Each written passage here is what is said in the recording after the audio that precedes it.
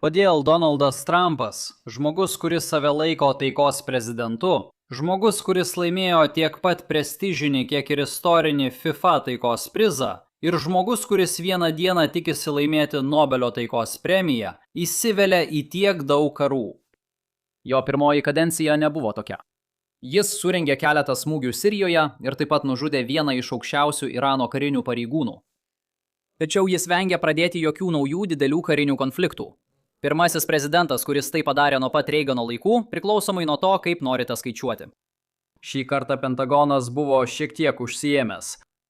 2025 m. kovą vyko 2 mėnesius trukęs karas prieš Husių, o birželį vienos dienos operacija prieš Irano branduolinę programą. Tada sekė ilgas antikartelinių operacijų laikotarpis palei Venesuelos pakrantę, kuris baigėsi Maduro suėmimu sausį. Dabar turime Irano karą. Be to, jis dar surengė keletą kitų mažesnių smūgių. Taip pat turime šiek tiek intrigos Kuboje, bet apie tai pakalbėkime kitą kartą. Prieš operaciją Epinis įniršis, kuri kažkaip man buvo automatiškai pataisyta į 7 įniršis. Oho. Trumpo America First šalininkai buvo pasirengusi taikstytis su jo nauja doktrina. Galbūt tai nebuvo tas izoliacionizmas, kurio jie tikėjosi, bet karinė strategija pasižymėjo minimaliu įsitraukimu. Kad ir ką Jungtinės valstijos darytų, jos pernelyg neįsipareigodavo šiam regionui, o šaliai buvo mažai rizikos. Tai nebuvo George W. Busho laikų karų pasikartojimas. Dabar apklausos rodo, kad tik nedidelė Trumpo maga šalininkų dalis atsiskyrė dėl karo su Iranu. Tačiau tie nusivylę asmenys vis tiek savo užduoda anksčiau minėtą klausimą. Kaip taikos prezidentas įsivelia į tiek daug konfliktų? Na, šiandien noriu aptarti 3 problemas susijusias su Donaldo Trumpo kaip taikos prezidento idėja, kuri praktiškai turėtų lemti mažiau karų. Pirma, taikos prezidento prielaida šiuo atveju gali būti ne visai tiksli. Antra, loginis ryšys tarp to, kad kažkam patinka taika ir to, kad dėl to bus daugiau taikos, iš esmės klaidingai supranta karo priežastis. Taip, turėsime keletą eilučių. Ir trečia, stipresnis karo vengimas tam tikromis aplinkybėmis gali netgi sukelti daugiau karų. Taip, bus daugiau eilučių. O ir jei pasiliksite pakankamai ilgai, aš pradėsiu beprotišką tiradą apie Nobelio taikos premiją ir Trumpo tariamą iracionalumą. Bet greitai suabejokime tą pradinę prielaidą, kad Trumpas yra taikos prezidentas. Nesu tikras, kaip tiksliai apibrėžti šią idėją, išskyrus tai, kad Trumpas nesuteikia tiek daug reikšmės tarptautiniams rezultatams, kaip tai darytų tradicinis Vašingtono konsensusas. Iš tikrųjų, manau, kad yra pagrįsta tikėti, jog tai tiesa, net jei tai ir yra šiek tiek perdėta. Vis dėlto tą perdėjimo dalį galima matyti koalicijoje, kurią Trumpas subūrė laimėti 2024 m. prezidento rinkimus. Amerika pirmiausia. Izoliacionistai girdėjo tai, ką norėjo girdėti, o Amerika pirmiausia reiškia, kad darysime, ką norime ir kur norime. Žmonės išgirdo šį šūkį ir iš karto nusprendė, kad jis reiškia jų pačių versiją. Nors šie 2 dalykai vienas kitam prieštarauja. Manau, akivaizdu, kad Trumpas rūpinasi tarptautinė tvarka mažiau nei bet kuris prezidentas nuo tada, kai ši tvarka atsirado. Kitaip labai sunku paaiškinti jo poziciją dėl Ukrainos ir kai kuriuos, nors ir ne visus, jo veiksmus NATO. Tačiau manyti, kad tai taikoma plačiau, būtų šiek tiek per drąsu. Nepamirškime, kad Iranas pasamdė agentus Jungtinėse valstijose nužudyti Trumpą, todėl Bideno administracija buvo priversta pareikšti, kad bet kokie tokie bandymai būtų laikomi karo aktu. O kasdieniuose reikaluose jis pasirinko iš esmės patį karingiausią žmogų Vašingtono užsienio politikos sluoksniuose, kalbant apie Kiniją, kaip savo gynybos sekretoriaus pavaduotoją politikos reikalams. Esmė ta, kad manau, jog šio argumento prielaida yra abejotina. Bet grąžinkime tai atgal ir pažiūrėkime, kaip visa kita vis tiek subyra. Žinau, kad tai gali atrodyti keista, bet daugiau taikos nebūtinai kyla iš to, kad kažkas labiau mėgsta taiką. Jei jau esate su manimi praėję šį kelią ne vieną kartą, žinote, kad reikia derybų trinties, kad būtų galima paaiškinti, kodėl apskritai gali kilti karas. Taip yra todėl, kad karas yra brangus ir abiem pusėms būtų naudingiau pasiekti susitarimą, atitinkantį tikėtiną karo baigtį. Tokie susitarimai yra artimi tam, ką duotų kova, tačiau jie nesukelia, žinote, masinės mirties ir sunaikinimo. Taigi, kai žiūrime į tokį argumentą, bet kas sieja taikos prezidentą su mažiau karų, turi veikti per tai, kaip tai susiję su derybų trintimis. Čia lengva pasiduoti viliojančiai logikai. Jei Trumpas nelabai vertina to, kas tarptautinėje arenoje pastatyta ant kortos, tai iš esmės padidina jo karo kainą. Prisiminkite, kiek karas kainuoja veikėjui, priklauso nuo tikrųjų fizinių išlaidų ir interesų vertės santykio. Jei manote, kad interesai yra menki, tuomet atitinkamai karo kaina jums atrodo didelė. Tai reikštų, kad Trumpui karas atrodo mažiau priimtinas, todėl abiem pusėms priimtinų susitarimų spektras išsiplečia. Platesnė derybų erdvė, lengviau pasiekti susitarimą, tiesa? Na, daugeliu atveju tai tiesa. Derybų erdvės dydis tikrai svarbus. Tačiau paprastai nėra tiesa, kad didesnis yra geriau, kaip netrukus paaiškinsiu. Visų pirma, yra svarbesnis klausimas, kurį reikia aptarti. Net jei manome, kad taikos prezidentas sumažina derybų kliučių poveikį, o tai lemia mažiau karų, vis tiek negalime daryti išvados, kad pats Trumpas praktiškai sumažina konfliktus. Taip yra todėl, kad mes taip pat numanome, jog Trumpas visus kitus veiksnius laiko nepakitusius. Ir aš nemanau, kad Trumpas visus kitus veiksnius laiko nepakitusius. Kad tiksliau apibrėžčiau, apie ką kalbu, noriu šį pokalbį apriboti tik Trumpui būdingais dalykais. Taip pat tiesa, kad dabar gyvename pavojingesnėje saugumo aplinkoje nei prieš 10 metį, nepriklausomai nuo to, ką padarė Trumpas. Manau, tai padeda paaiškinti kai kuriuos skirtumus tarp pirmosios Trumpo kadencijos ir dabar jo antrosios. Tačiau kalbant apie Trumpui būdingas problemas, Trumpas sukuria derybų kliūtis. Aš nesakau to kaip kokio nors aštraus komentaro, kad jis kuria problemas ten, kur jų apskritai neturėtų būti. Tai nėra pokalbis apie jo temperamentą. Turiu omenyje, kad jis apskritai sunkiai perprantamas ir tai apsunkina bet kam, tiek sąjungininkams, tiek priešininkams, suprasti, kokia tiksliai yra jo minimali priimtina riba derybose.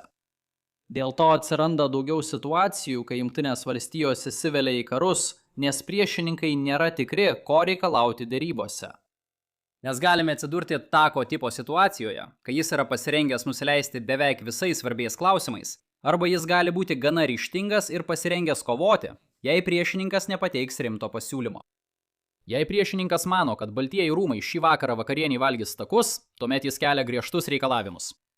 Tačiau tada iš tikrųjų ryžtingas Trumpas atmeta. Prasideda karas.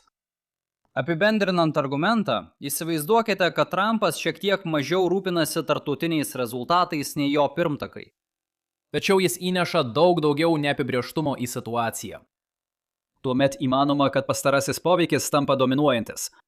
Pirminis argumentas subyra, nes jis neatsižvelgia į bendrą Trumpo efektą. Dėžę galiu parodyti, kad problema kažkaip dar labiau pablogėja. Galimų susitarimų ribų palyginimas mums nieko nepasako apie karo tikimybę, nes tai nenurodo jokio mechanizmo, kuris sukeltų derybų žlugimą.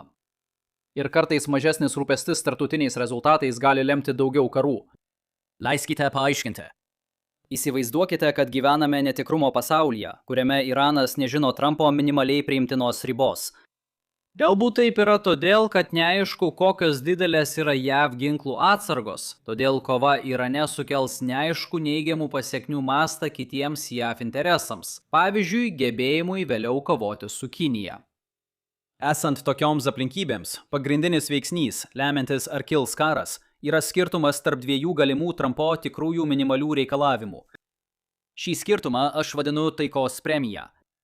Taip yra todėl, kad tai yra suma, kurią priešininkas turi permokėti mažiau įsipareigojusiam Trumpo tipui, kad užtikrintų, jog labiau įsipareigojęs Trumpo tipas priims pasiūlymą. Todėl rizikingas pasiūlymas atrodo mažiau patrauklus priešininko požiūriu, kai taikos premija yra maža. Taip yra todėl, kad taip rizikuojama patirti savo karo kaštus dėl menkos tikimybės išsiderėti šiek tiek didesnę ginčo objekto dalį. Tačiau ta papildoma dalis yra maža. Vargu ar verta taip rizikuoti. Na, prieš keletą metų vienas iš dalykų, kuriuos mano save gerbiantis akademinis alter ego atrado, prisiminkite, jis iš tikrųjų yra profesorius ir iš tikrųjų žaidimų teorijos specialistas, yra tai, kad taikos premija yra didesnė, kai lyderiui mažiau rūpi tai, kas pastatyta ant kortos. laikant, kad galimos fizinės karo sąnaudos nesikeičia. Trumpas, kuriam labai rūpi tai, kas pastatyta ant kortos, galėtų turėti minimalių verčių, kurios atrodytų taip. Tuo tarpu Trumpas, kuriam mažai rūpi tai, kas pastatyta ant kortos, galėtų turėti minimalių verčių, kurios atrodytų taip. Intuityviai, kuo labiau Trumpui rūpi, tuo abi šios galimybės artėja prie tikėtino karo rezultato, nes jis apskritai yra labiau linkęs prisimti tikrasias išlaidas. Atitinkamai jos išsiplečia, kai Trumpui paprastai mažiau rūpi. Tačiau svarbiausia čia yra tai, kad taikos priedas yra mažesnis, kai Trumpui labiau rūpi, ir didesnis, kai Trumpui mažiau rūpi.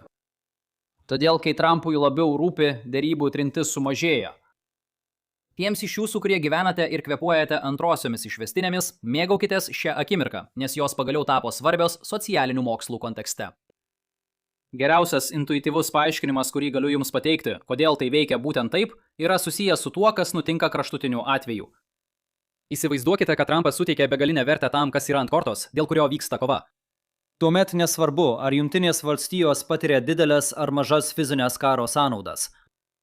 Todėl tikrosios karo sąnaudos iš esmės tampa nereikšmingos. Priešininkas turi suteikti Trumpui tikėtiną karo baigtį, kad jį nuramintų, būtent todėl, kad jis praktiškai ignoruoja kovos sąnaudas. Kad atsirastų reikšmingas skirtumas tarp neigiamų pasekmių, reikia, kad Trumpui mažiau rūpėtų tai, kas yra ant kortos. Taigi, pati galimybė, kad Donaldas Trumpas yra taikos prezidentas, ironiškai gali sukelti daugiau karo. Leiskite žengti dar vieną žingsnį. Keliaukime į Norvegiją ir paanalizuokime, kaip Nobelio taikos premija susijusi su šia problema. Patikrinkite komentarus ir dažnai pamatysite pasiūlymų, kad mes, kaip pašaliniai, turėtume atsisakyti bet kokios logiškos Trumpo administracijos strategijos analizės. Juk pats Trumpas yra iracionalus.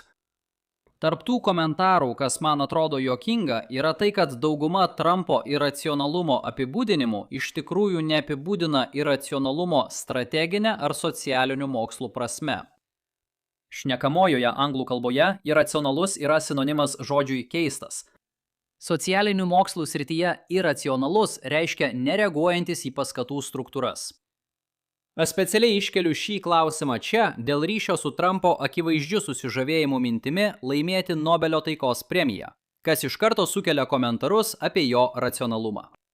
Tačiau smagus dalykas modeliuojant derybas krizės metu yra tas, kad mums nereikia rūpintis Trumpo tėčio kompleksais ar kuo nors kitu, kas, kaip teigiama, sukėlė jo troškimą gauti Nobelio premiją.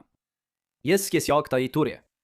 Ir jei pagalvosite apie tai, kokį poveikį tai daro deryboms, tai tiesiog daro susitarimo priėmimą patrauklesnį. Tačiau matematiškai tai prilygsta teiginiui, kad karas iš jo perspektyvos atrodo santykinai mažiau patrauklus. Ir kaip paaiškėja, mes jau turime santykinį kovos nenaudingumą palyginti su susitarimu. Tai yra karo kaina. Taigi, pridėti naudą taikai yra tas pats, kas dar labiau sumažinti kovos vertę. Galite manyti, kad jo požiūris yra absurdiškas ir nelabai protingas, tačiau praktinis to poveikis deryboms krizės metu yra tas, kad Trumpas tiesiog moka didesnę karo kainą. Nuostabu, ką galima matematiškai modeliuoti naudojant vieną pliuso arba minuso ženklą. Ir laimiai tai reiškia, kad krizės derybų teorija gali apimti daug daugiau situacijų, nei kai kurie neinformuoti komentatoriai norėtų, kad manytumėte. Įdomu tai, kad mano akademinis alter ego turi susijusią straipsnį, kuris parodo dar vieną intuicijai prieštaraujantį ryšį. Įsivaizduokite, kad valstybėms sunku tiksliai nustatyti, kiek Trumpui svarbus konkretus svarstomas klausimas.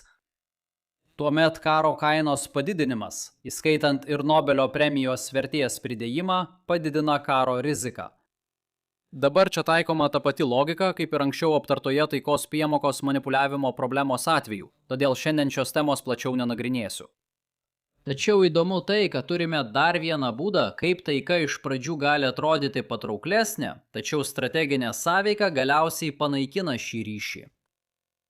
Taigi, kokias pagrindinės išvadas galime padaryti šiandien? Trumpo vadinimas taikos prezidentu gali būti klaidinantis. Net jei ir taip, karas sukelia derybų kliūtis. Ir yra įmanoma, kad būdamas taikos prezidentu, dėl sąveikos su derybų kliūtimis, jis sukelia daugiau karų.